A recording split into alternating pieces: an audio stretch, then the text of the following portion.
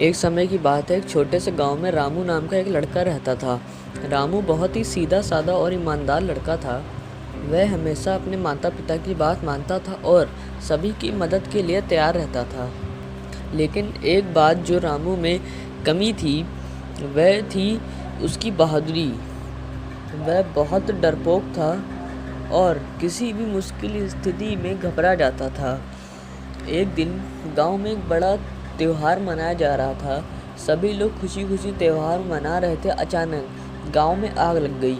आग बहुत तेजी से फैलने लगी और गांव के लोग घबराकर इधर उधर भागने लगे।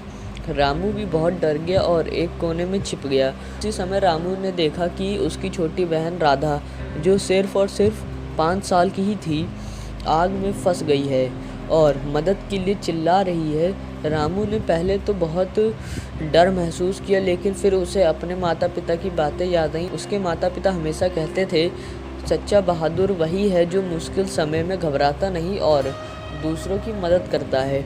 रामू ने हिम्मत जुटाई और दौड़कर राधा के पास पहुंचा। उसने राधा को अपनी गोद में उठाया और आग से बाहर निकालने का रास्ता ढूंढने लगा। आग के बीच से निकलते समय रामू के कपड़े भी थोड़े से जल गए, लेकिन उसने हार नहीं मानी। उसने अपनी पूरी ताकत से राधा को सुरक्षित स्थान पर पहुंचा दिया।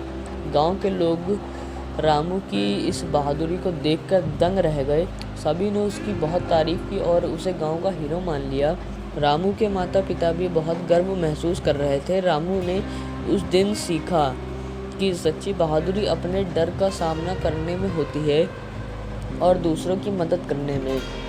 इस घटना के बाद रामू गांव में एक नए सिरे से जाना जाने लगा। लोग उसकी ईमानदारी और बहादुरी की मिसाल देने लगे। रामू ने यह भी सीखा कि मुश्किल समय में धैर्य और साहस ही सबसे बड़ा हथियार होता है।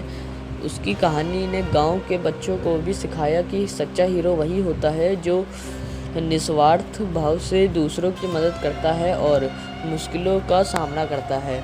इस कहानी से हमें यह सीखने को मिलता है कि सच्ची बहादुरी हमारे अंदर ही छिपी होती है। हमें सिर्फ अपने डर को दूर कर उसे बाहर लाने की ज़रूरत होती है। जो व्यक्ति दूसरों की भलाई के लिए अपने डर का सामना करता है, वही असली बहादुर होता है।